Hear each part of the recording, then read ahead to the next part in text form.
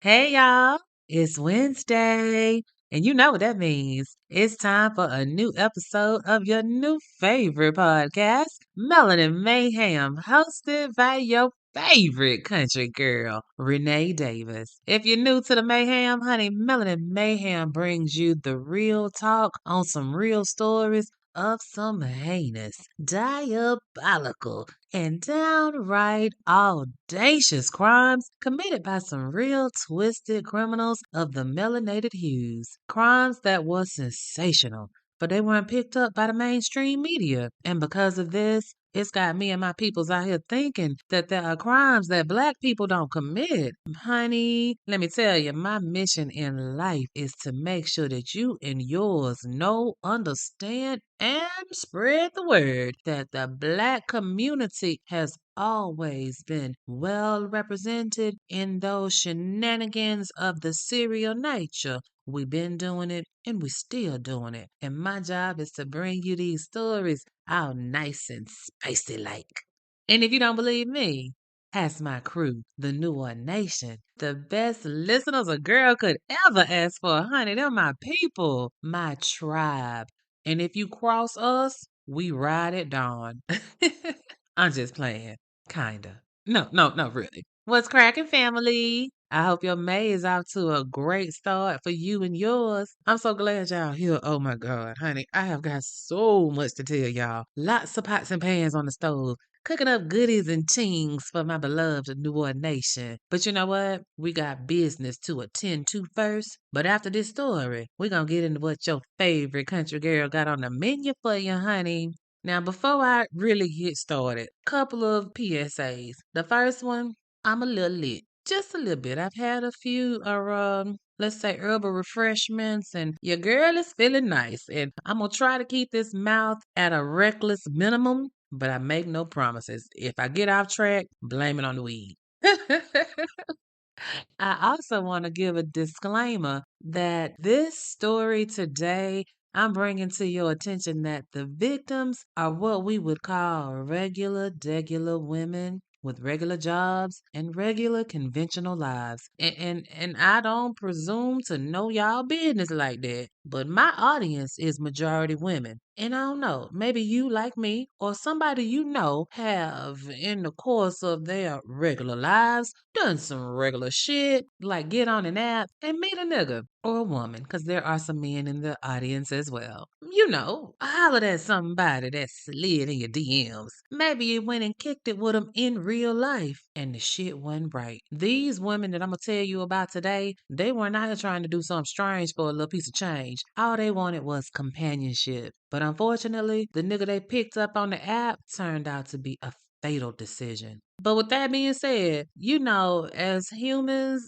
we all just want to be loved and have somebody to love us back, right? We crave companionship, somebody to share our lives with. But let's be real. If you out here, that goddamn dating shit is crazy. What they say? The dating pool got pee in it?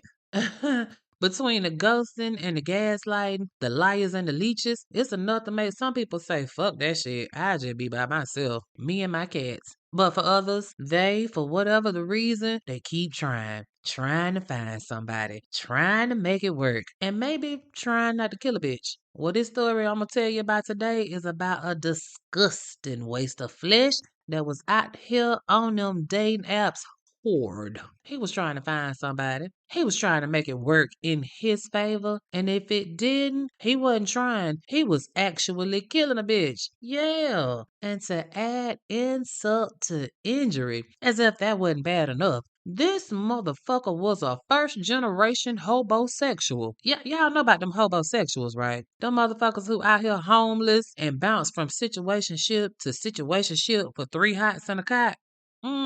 One of them give me your grown ass social security number so I can claim you on my taxes, dependents type of people. That's who I'm talking about today. No bueno. Yeah, our mayhem maker was OG hobosexual. But instead of keeping it moving when the shit didn't work out, this motherfucker was cutting off water left, right, and sideways. And in true negaciousness, he was audacious in what he did and how he did it. And I'm gonna tell you all about it. Today, I got a cautionary tale about how swiping right can do you real wrong.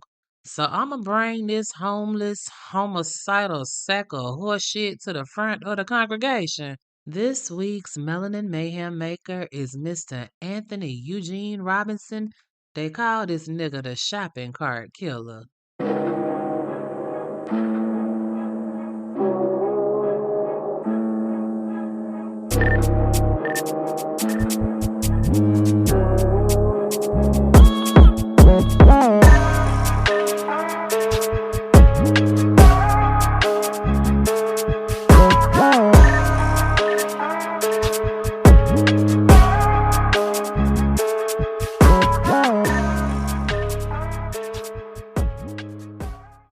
All right, let's go on get this thing started, honey. Anthony Eugene Robinson was born September 3rd, 1986, in New York. And honey, that's legit all I could find. This nigga had to have had a mama and daddy. But when I tell you the motherfuckers is laying low, they laying low. I mean, I couldn't find nothing on them. All I could dig up was that Anthony has a daughter, age unknown. Nobody, and I do mean nobody from his family ever stood up to say anything about this nigga when the shit hit the fan, which is kinda a pleasant surprise, 'cause there's always at least one that'll show up at the court or go get in front of the media to try to paint the mayhem maker in a better light, but not with Anthony. Oh no, not one. Nobody claimed this nigga. So other than the fact that he was born, the only other thing I know about him is that prior to being found out to be a murdering murderer that murdered, he didn't have any type of criminal record. Not so much as a jaywalking ticket. Nothing. So this nigga went from 0 to 100 though real quick.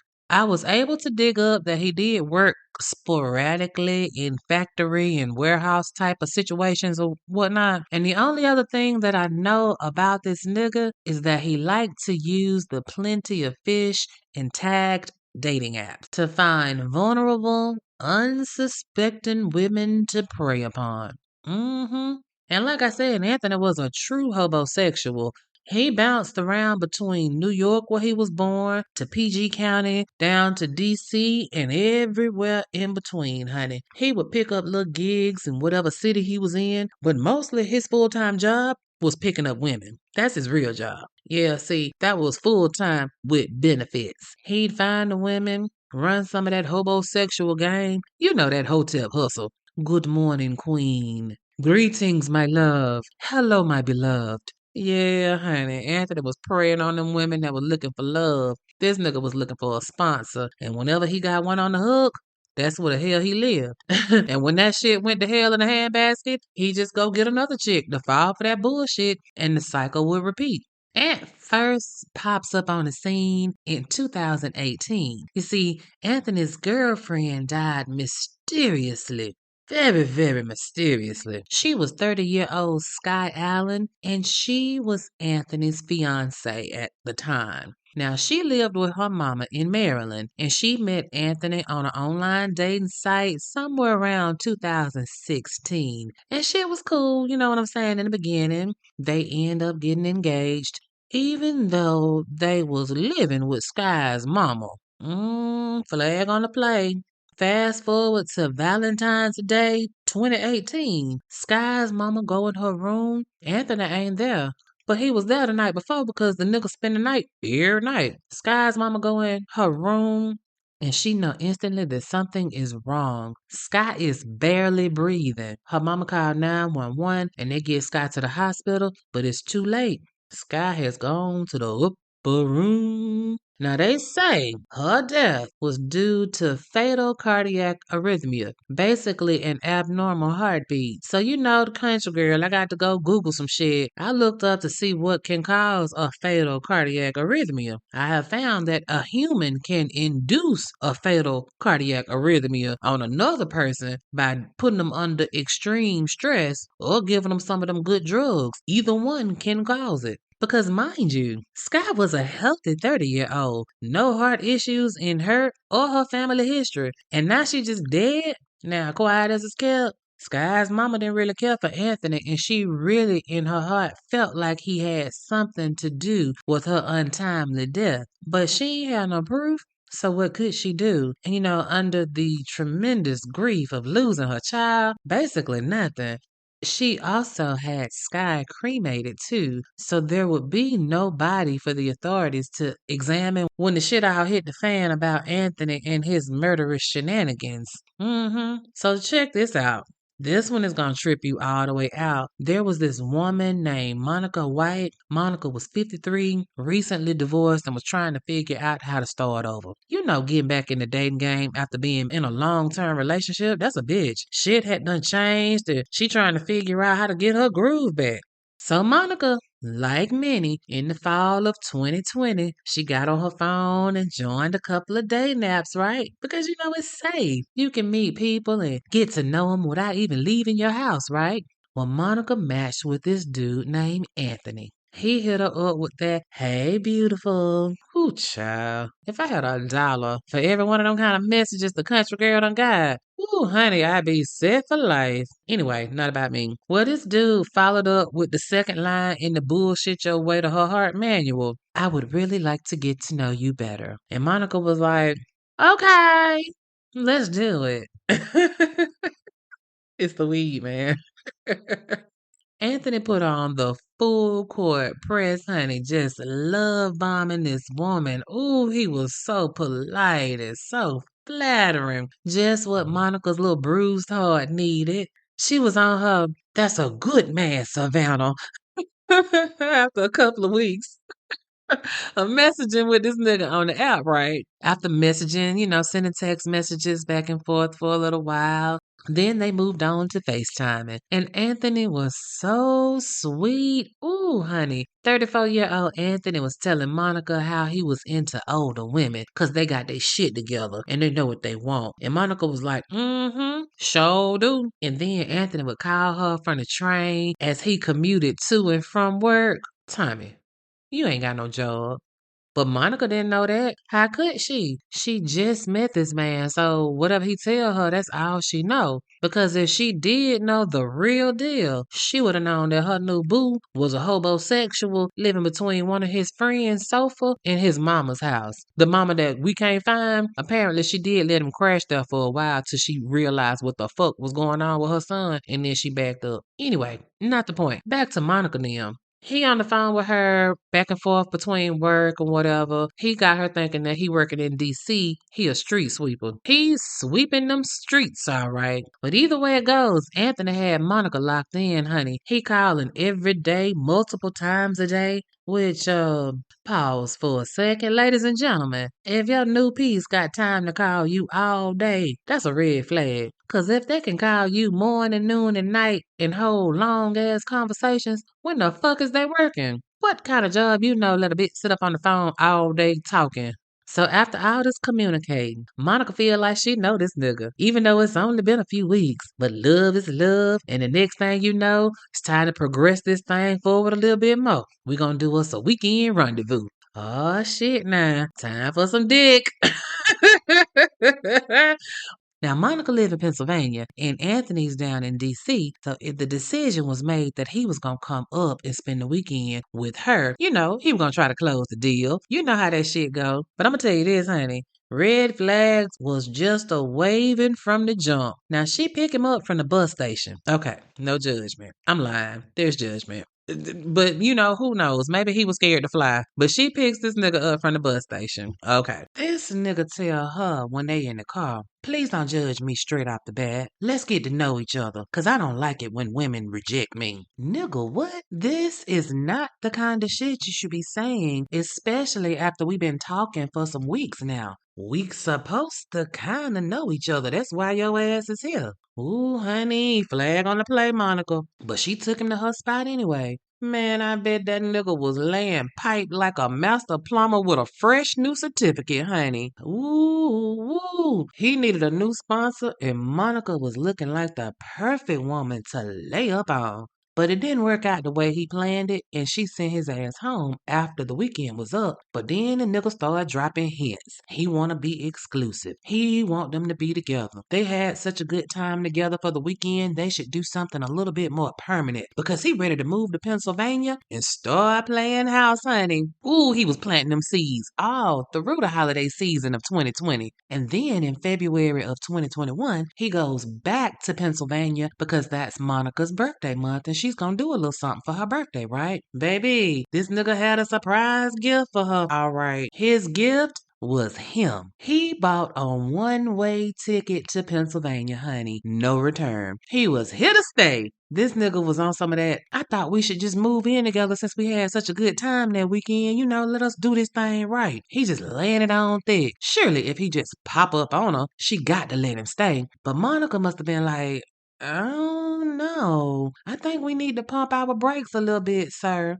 So then he hit her with the, well, I ain't got no money for a ticket back, so I'ma just have to stay for a little while and get a job somewhere by your house so I can get my money up to make my way home. Nigga, flag on the motherfucking play. You can go anywhere on the Megabus or Greyhound for little or nothing. So Pennsylvania to DC should have been like $50, and you ain't got that? Not to mention, you came to celebrate my birthday broke? Okay, brokey. What about when you was on the train going to and from work? Where that money at?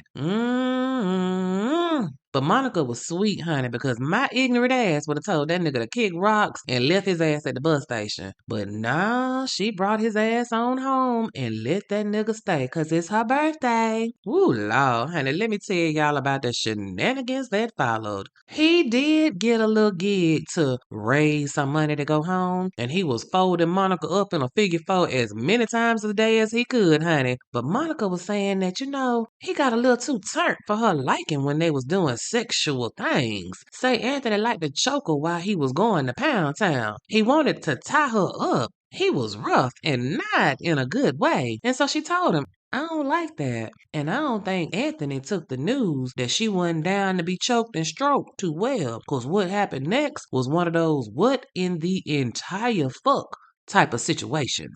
Now remember, the reason he's here now is for her birthday. But he showed up a week before her birthday. Again, flag on the motherfucking play. But Monica went on ahead through with the shit. She had a party for her friends and her family, and they got a chance to meet her new boo. Woo, that nigga certainly made an impression, honey. He got drunk as Cooter Brown and proceeded to hit on several of Monica's cousins, as well as Monica's son. Yes, honey. I said her motherfucking son. So one of the cousins went over to Monica and was like, yo, where you meet this nigga? Cause he foul as fuck. And then proceeded to tell Monica how he was over there trying to push up on her son. Monica goes off on a nigga, but not right then. She waited till the next day. See, that could have been me. Let me find out a nigga that's poking me wanna poke my son too. Me and my son gonna whoop that nigga ass on sight. Actually, that's how I would have found out the shit was going on at my party because when the shit had to happen, my son would have hit that nigga with a 2-piece and a biscuit and we'd have sopped his ass up like some gravy. But for whatever the reason, Monica waited until the next morning to confront Anthony. This nigga gets up and New Orleans Nation, do you know that this motherfucker had peed in her bed? What? At this big old age, you still peeing in the bed? You can't hold your liquor, you get drunk and then you pee in the bed? Either way, that's a show enough you got to go right now. But no, it wasn't enough for Monica apparently, cause she still wanna have a conversation about what had happened last night. So she straight up asked him, hey, are you into pussy? You know, boy pussy? Baby, Monica was not ready for this nigga to tell her, well, yeah, I like a little Brokeback Mountain from time to time. I've been known to do a little Jimmy Dean action. It ain't funny, man, but woo, I would have loved to have been there to see the look on her face when he said that shit. Cause baby, it went down and it must have been bad because the police was called. And it wasn't Monica and her son that called the police. Anthony did. They must have been tagging that ass real good for this nigga to call the police on these people in their own damn house. He'd have been calling from the motherfucking sidewalk because the minute he told me he liked to throw a nigga feet to Jesus, that ass would have been Bobby Boucher out the door. Nigga, not only is you a hobosexual, you's a whole homosexual too. And ain't nothing wrong with being homosexual, but that's some shit that you got to disclose at the gate. You know what I'm saying? So the police come, they escort Anthony to the streets. Good riddance. Monica, girl, you just go get tested and just remember this the next time you meet a nigga to ask that ass first what team you play for. Cause see, in Atlanta, that's mandatory. You start with what's your name, how old are you, and do you sometimes put your penis in a man's ass, or does sometimes a man put his penis in your ass? Because you can't ask them if they gay. Motherfuckers don't believe the occasional butt poke makes them gay. Jesus be offense against all down lowness. Well, Monica thinks that this is the end. Then a few weeks later, she gets a message from Anthony, and he talking about he's still in Pennsylvania, and he's staying at a hotel not too far from her, and she should come see him. Ooh, this nigga tried everything in his power to get Monica to come to this hotel. Told her that he would give her anything she wanted. Drugs, money, good dick, just come over here. And Monica was a G and was like, nigga, who is this? I don't know you. Deleted. Well, Monica thinks that that's the end of it. Then one day, she driving in her city and she see this nigga Ant walking down the motherfucking street. And it's been a few months since she last communicated with him. And she almost didn't recognize him because he didn't look nothing like the nigga that she knew. This nigga for real looked homeless as fuck. But she didn't stop and he didn't pop up on her no more. But woo, Monica, girl, you dodged a whole ass bullet because we are gonna find out what Anthony was actually into and what probably would have happened to you if you had went to that hotel. Eventually, Anthony does leave Pennsylvania and he goes south to Virginia. He jumps down at a room at a local motel and starts doing a little gig working at a poultry processing plant near Harrisonburg, Virginia. It is here in Harrisonburg that we know definitively that Anthony started unaliving women or kept on unaliving women. But nobody knew it until it was too late. So let me run down the victims that are attributed to Anthony. First, there was 48-year-old Stephanie Harrison. She was from Redding, California, as well as a member of the Flower Gang. She's a mother of 3, grandmother of 7. Stephanie had went on a little trip to D.C. Well, you know, D.C. is expensive, and Stephanie got her a room outside of D.C. in Virginia. She's staying at the Moon Motel when she just disappeared like poof on August 19th, 2021. That particular day, she had talked to her sister back home, told her that she was out sightseeing and shit, and she was finna head back to the room. That was the last conversation that Stephanie had with anybody. Now, Stephanie got relatives. She's got a life in Redding that she has not returned to, and her family is looking for her. They file a missing persons report, they check her bank account, and they can see that the last charge was the Moon Motel, but nothing ever comes from that.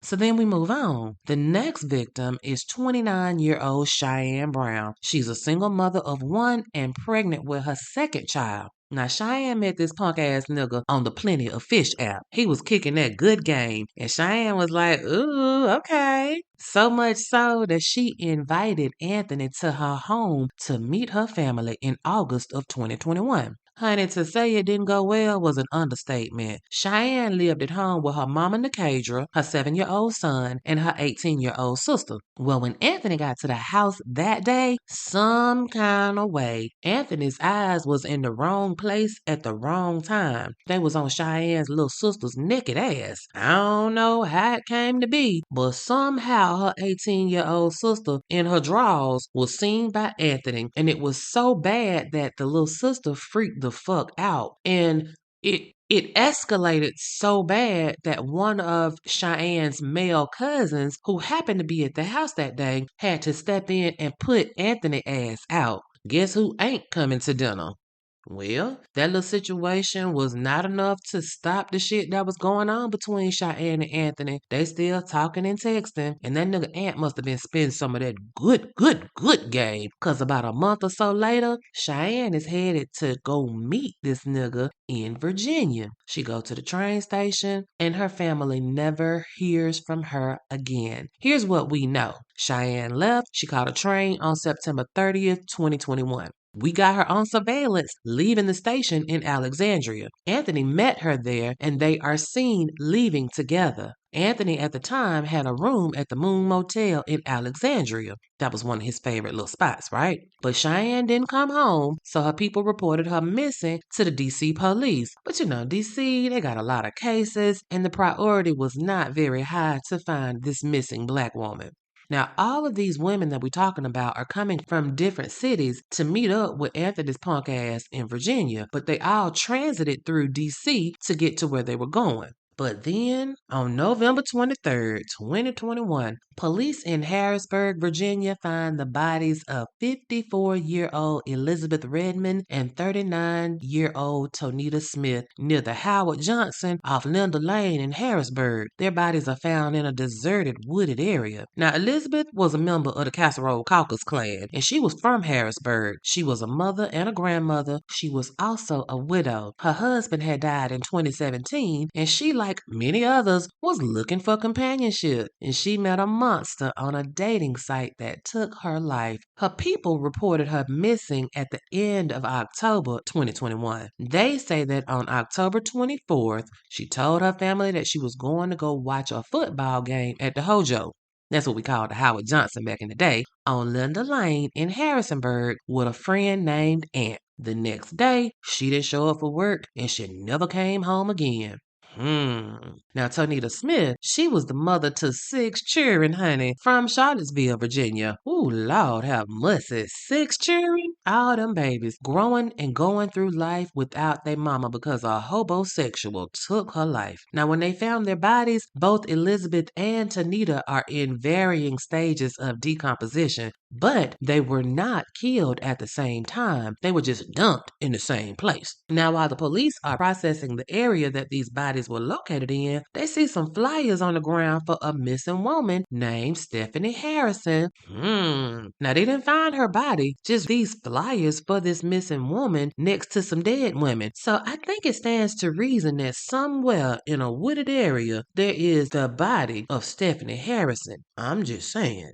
But as to the 2 bodies that they do have, Elizabeth and Tonita, the police think it's possible that they were probably staying at that Hojo, so they go check it out. Now, this is 2021, and cameras are everywhere, and the Hojo got them as well as neighboring businesses, right? So police, they are able to go back in time, and they see Elizabeth pull up to the motel in October and Tonita in November, and they both go in the same room and never come out. But the occupant of that room is seen pushing a shopping cart with something that looks suspiciously like a motherfucking body out the room after each of their visits. So the police, they go and check out the room and they hit the jackpot. Ooh, it's all kinds of evidence in there, and they bag and tag it all. They can tell that some real bad shit has gone down in this room. So who the fuck room is this? They find out that the room was rented to Anthony Robinson, our hobosexual extraordinaire. So now Harrisonburg police want to have a little chat with Ant. So they go looking for his hobo homosexual ass. And it didn't take long because a motherfucker that ain't got shit going on can be found hanging out in the ain't got shit going on kind of places. And in this place, it was the goddamn parking lot of the Home Depot across the street from the Hojo. Ooh, they snatched that ass up the same day, November 23rd, 2021. Now, they really don't have much to say to him other than the fact that they are charging him with 2 counts of first-degree murder for Elizabeth Redmond and Tonita Smith and 2 felony counts of concealing, transporting, or altering a dead body. Now, Anthony, unlike some of our mayhem makers, he didn't get verbal diarrhea. He went in that bitch and stayed silent as a church mouse. They told that motherfucker he had the right to be silent, and that's what the fuck he did. He was not gonna help them do their jobs in no way, shape, form, or fashion. Now, what's crazy, after the arrest, of course, the shit was on TV and all, right? So it's the holiday season. This is November 23rd when all this goes down. This is Thanksgiving. And back in Washington, at Cheyenne's family's house, it's a subdued gathering, right? Because they missing Cheyenne. Well, the cousin that put Anthony's ass out, he's scrolling, you know what I'm saying? And then he comes by a post and he see the nigga that he had to put out the house, he see a mug shot for the nigga. So it stopped him in his tracks because he was like, wait a minute, I know that nigga. So then he reads that this nigga has been arrested for suspicion of murdering 2 women. So instantly he called Cheyenne mama and was like, hey, auntie, that nigga I tossed out y'all house, why he been arrested for murder? Ooh, honey, that was all Cheyenne's mama needed. Nicasia instantly got on the main line with the DC police and told them that, hey, it was a man arrested in Harrisonburg and I think he killed my daughter too. Well, back in Harrisonburg, the police are going through all the evidence that they collected from Ant's hotel room, and they found some shit that linked Anthony to some possible shenanigans in Fairfax County, Virginia, over in Alexandria area. This evidence suggests to them that somebody might need to go check out the Moon Motel in Fairfax. Now, that's not Harrisonburg's jurisdiction, but they made the necessary phone calls to get somebody on that shit. Called they fellow boys in blue and was like, hey, y'all need to go check some shit out because y'all might have some bodies in buggies in the woods, according to the evidence that we got. But then on November 30th, 2021, the DC police reached out to the Harrisonburg Major Crimes Division and they was like, hey, that nigga y'all got in custody for unaliving Tanita and Elizabeth, he was also the last person to talk to a woman that we are investigating as a missing person. Her name is Cheyenne Brown. And according to what we've pulled from her cell phone, it last pinged around an area of a motel called the Moon Motel. Well, Harrisonburg called Fairfax and was like, hey, we got some more information for you. New development. And then Fairfax does their investigating and whatever. And then on December 7th, 2021, they go and check out the Moon Motel. They went out there with a cadaver dog. They searched, but they didn't find nobody. But shit, Harrisonburg PD said these missing women were definitely at that motel. And that nigga Anthony was definitely criminaling around. And he did 2 women in Harrisburg. So it probably stands to reason that y'all got some in Fairfax. Put your goddamn glasses on. DC has already told us that Cheyenne Brown was right there. Y'all need to go look again. So they did. The Fairfax cops, they went back and they trying to figure out some more clues. They even did their own search warrant on Cheyenne's cell phone data and they got confirmation that yes, Cheyenne and Ant were in the same place at the same time when she disappeared at the Moon Motel. Duh, DC already told y'all that. Y'all the only ones not believing that fat meat is greasy, so then they go back out. But this time they expand the search area. It's December 15th, 2021. So they out there and they looking and they looking and they looking, but they not finding anything. And I mean, when I say they were literally about to call it a day, these motherfuckers was packing it up and walking to the car. But then somebody remembers that there was a shopping cart involved with the Harrisonburg murders that this motherfucker was using to transport the bodies from his room to their final resting place. So there's this detective. He's getting in his car when he happened to scan the horizon a little bit, and what the fuck he see? Ooh, there go a goddamn red Target shopping cart sitting out in the woods, looking like you done fucked up, right? Shit, how did we miss that? So they get out the cars and they go over there to the buggy to see what's in it. Well, the buggy was empty. And they were like, okay, I guess it's Miller time. But next to the buggy was like a little plastic Herbie Kirby type of situation. And it's just out of place, just like this goddamn buggy. So, all right, deep breath. We got to check that motherfucker too. It's probably nothing, but no stone unturned or whatever. Ooh, they look inside and goddamn, they done fucked around and found Cheyenne's body in that garbage can next to the shopping cart right by the Moon Motel. Just like the others, this raggedy mouth motherfucker used that Target buggy to walk her body out the door. But wait a minute, it don't look like Cheyenne in there by herself. God damn it, man. It's somebody else in there with her, too. Come to find out, 48-year-old Stephanie Harrison's body is inside that trash can, too. Now remember, Stephanie was the Salt Gang lady from California that disappeared like a fart in the wind after checking in at the Moon Motel. That motherfucker should probably be renamed the Bates Motel, cause they checking in, but Anthony's ass is checking them out permanently. So now they know that they've got actual murderation. It's time to go back to the Moon Motel and do some investigating. To find out, Anthony Robinson has stayed there a many a time, and for some reason, always in the same room. So they go check out the room that he rented. They searched the room and found Cheyenne's blood on the mattress. Ew. Cheyenne been with the king for a long time, like 2 months and some change. I can only imagine how many times that room has been rented out and people laying on that mattress. Ooh, Lord, the motelness of it all. Now, Cheyenne wasn't fresh. Remember, she'd been missing for more than 2 months, and her body was in an advanced state of decomposition and skeletonized. So they really couldn't tell the exact cause of death. But even with all that going on, they were able to identify her by a tattoo. But Stephanie, while I can tell you her name now, it would be later in January the following year when they would be able to identify her because she was gone. Mm-hmm.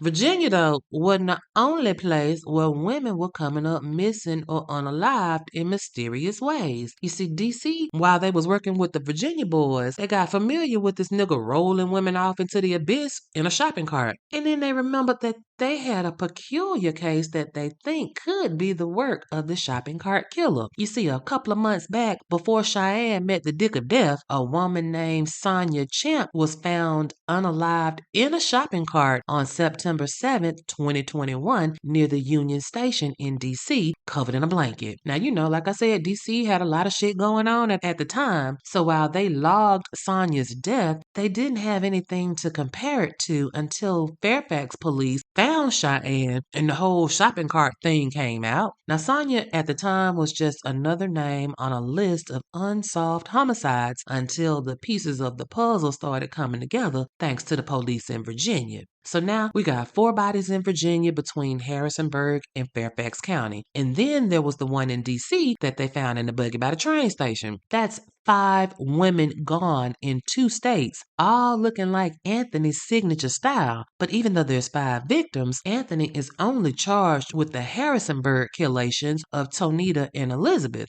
And I guess I can see that. I mean, Harrisonburg is the jurisdiction that discovered the serial killer. They found the bodies first, and they were the ones that alerted everybody else. So sure, they should get first swing at sending this nigga off to the deepest, darkest hole they got. Well, while Anthony is waiting for all this to play out, he is being held at the Rockingham County Adult Detention Center waiting on his trial. He's got a court-appointed attorney, a dude named Louis Nagy, and he is trying to do what he can to get his client off a death penalty case. So the first thing he did was try to get a diagnosis that Anthony was a few sandwiches short of a picnic. He petitions the court for a psych evaluation. And on November 4th, 2022, Anthony's lawyer was granted a motion to have Anthony tested to see if this nigga was actually crazy. But you know how that shit go. His lawyer is claiming that these allegations against Anthony are so egregious that there's reason to believe that his behavior wasn't rational at the time of the offense. Sir, the offense? Don't you mean the offenses? Plural like a motherfucker? So you trying to build a case that his crazy came and went depending on the woman? Okay.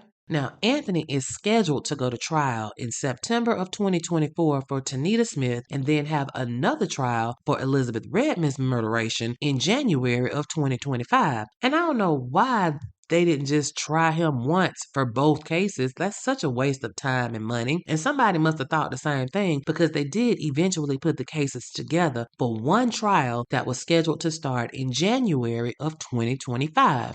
But right before the trial started, DC finally got some DNA results in, and that nigga Anthony did indeed do Sonia Champ, and they got his DNA to back that shit up. So if it comes to it, they are gonna be third in line to judiciously monkey stomp this nigga Anthony. Okay, so now it's January of 2025, and Anthony is on deck for his trial. Finally, the prosecutor is Marsha Garst, and baby, she is ready. Well, Ant's attorney is ready too. This nigga tried to exclude anything that had to do with anybody other than Tonita Smith and Elizabeth Redmond. He wanted the judge to rule that the prosecution couldn't say shit about Stephanie, Cheyenne, or Sonia. He was on some Will Smith kind of time. Keep them women's names out your motherfucking mouth.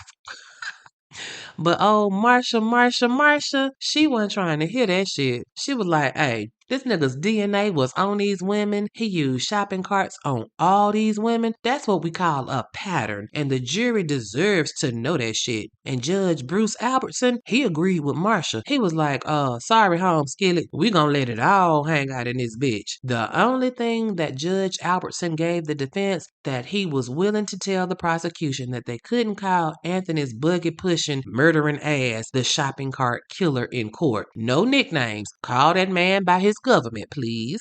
Well, that's fine, because Marsha got plenty of evidence to use on this nigga. They got records from the dating apps showing the messages between Ant and the women, including the text that they exchanged the day they died, showing Anthony inviting them over to Netflix and kill.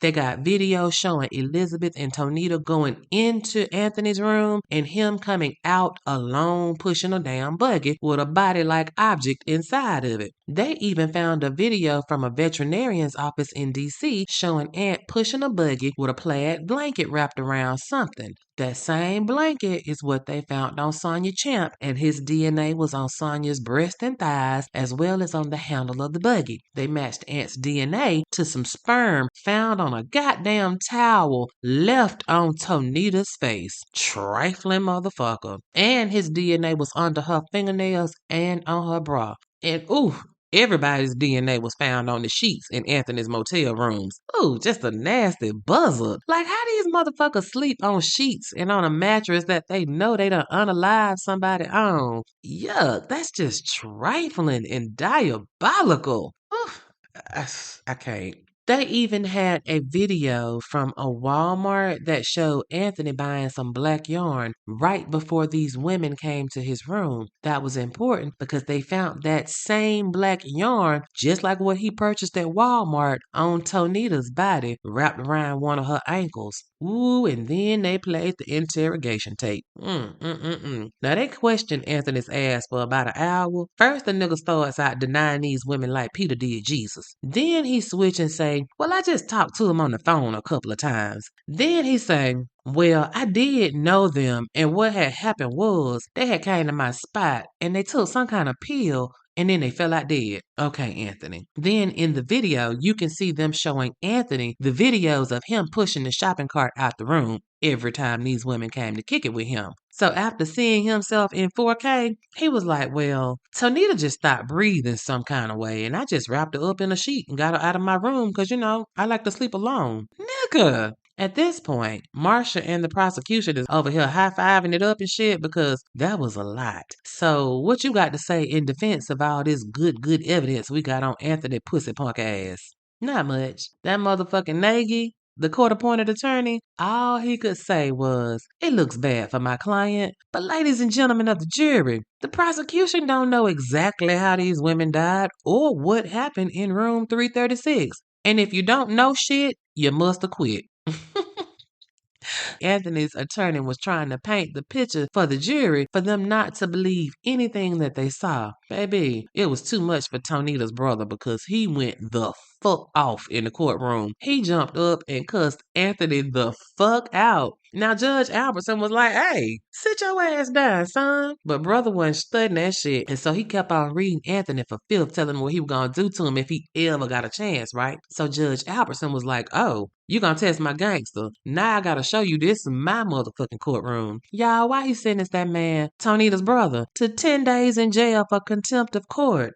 Judge, just ask the man to go out the courtroom. Don't put this man in jail. Well, anyway, Anthony's lawyer jumped all on that shit. He was asking for a mistrial, talking about how Tonita's brother talking shit in the courtroom was gonna make the jury think Anthony was guilty. No, sir, they were gonna think Anthony was guilty because his ass was guilty. And the judge was like, boy, bye, and denied that shit. He looked over to the jury and was like, hey, Play like y'all didn't even hear that. Eventually, the trial is over and the jury did what juries do when they obviously got a guilty motherfucker in front of them. They found Anthony Robinson guilty on all counts on January 27, 2025. It took him less than an hour. Now, that was just 4 months ago. He has not gotten his sentencing yet. He's scheduled to go back to court for the final word on this shit on September 17th, 2025. But just to let you know, Anthony was found guilty of 2 counts of first-degree murder, 2 counts of concealing a body, and 2 counts of aggravated murder. So I will do a follow-up, kind of like a where are they now at the end of the year to let y'all know exactly how many life sentences this nigga ends up with. And I normally don't cover cases that aren't finished entirely, but I felt like it was important to do this case because this shit is happening now in real time. And y'all know I like to make sure I put y'all up on game to keep y'all vigilant and to keep y'all safe and to keep y'all ready for the just in motherfucking case.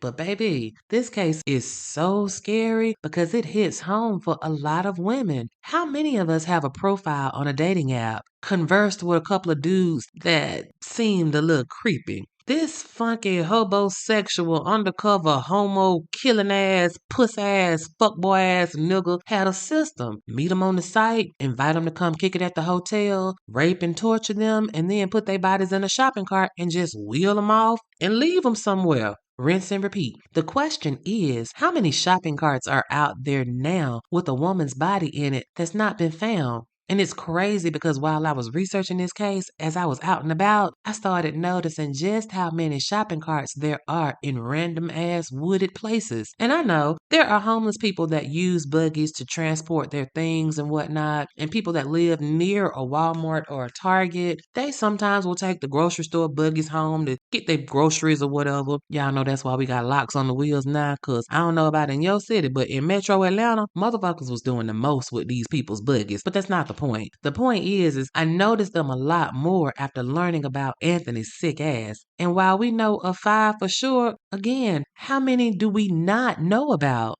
Y'all, these women were not the usual preyed upon type that these murdering murderers that murder and raping rapers who rape go for. You know, the ones that are overlooked because they live a more street type of life, do a little drug or sell a little ass. I'm talking about the people whose people might not even know that they missing or even be looking for them or know that they're gone. He was targeting women who would be missed instantly if they didn't show up at home, and he didn't give 2 shits. He was meeting with their families all up in their house, plotting and shit. I went into detail about Monica's story because it's rare that someone is alive and can tell their side of the story. And also because I saw shades of me in her. As I look back over my life, I gotta admit, y'all, but by the grace of God, my ass probably should have been a victim too because I have dealt with some, shall we say, questionable characters. And when I was young, I would often ignore that little voice inside me that was telling me some shit wasn't right. You know, trying to be polite or cool or whatever. I allowed myself to be in places and situations with some niggas that was cuckoo for Cocoa Puffs. I wouldn't relive my 20s again for all the money in the world. One time was more than enough. Woo, child, honey. Woo, the freaknik of it all. If you know, you know. If you don't know, all I can say is you missed out, honey.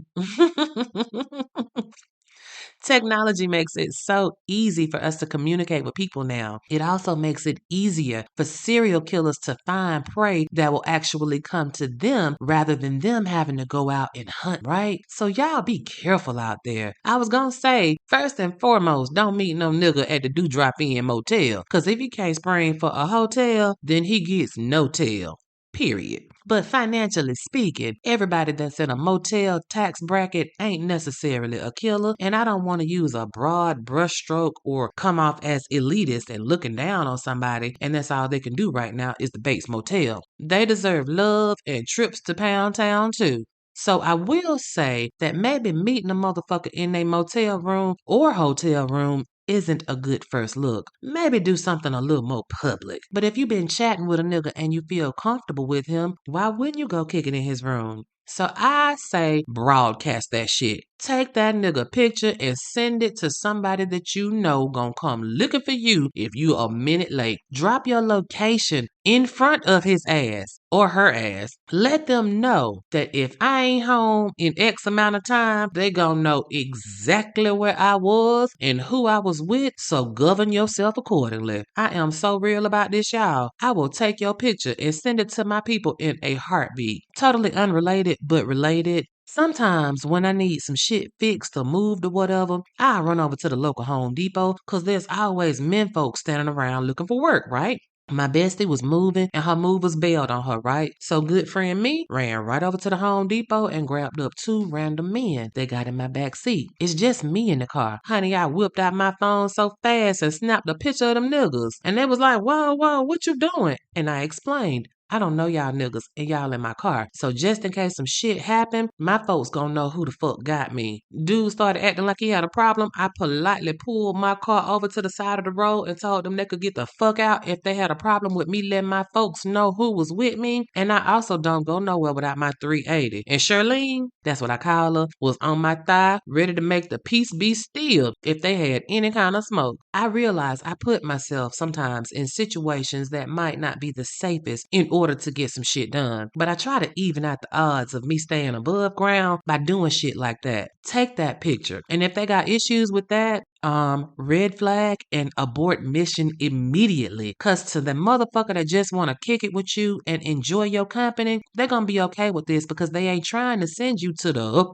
room. If they just want to do a job, they ain't gonna have no problems. But if they up to no good, they gonna protest and talk shit. Leave their asses where they stand. Period. And if you ain't got a Shirlene of your own, go get yourself right. Cause in 2025, shit pop off anywhere and you need to be able to protect your neck. All right, that's all I got about this shit. Moving on to something a little bit more on the positive side. I had to let y'all know that I have a community event coming up in Atlanta on June 7th. Now, it's not a live show per se, but it will be live and it's also free 99. I am all about us as a people having real dialogue about crime in media and how this shit affects us. So this event is a discussion on the Atlanta child murders and how Wayne Williams is forever linked to these crimes but has never been charged. We're going to go deep how the parents in Atlanta at the time felt as they were trying to keep their kids safe. We're going to be talking with people who were kids during this tragedy and how they felt as well, and pulling back the layers on how many people felt that Wayne Williams was railroaded. There is no right or wrong sentiment on this topic, just real talk with real people. You can find a link to the event in the description of today's podcast, as well as you can search for the event on Eventbrite. It's called Crime, Media, and Black Stories, a community chat. Again, it's free and open to the public, and it will be at the fabulous Auburn Avenue Research Library in downtown Atlanta.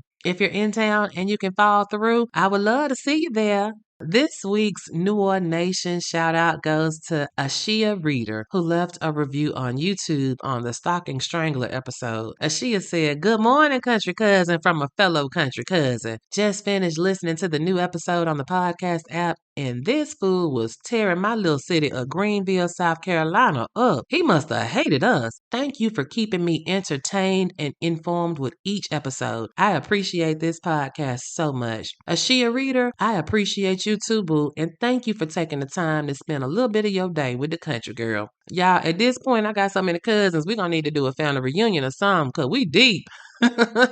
All I need to know is who making the potato salad.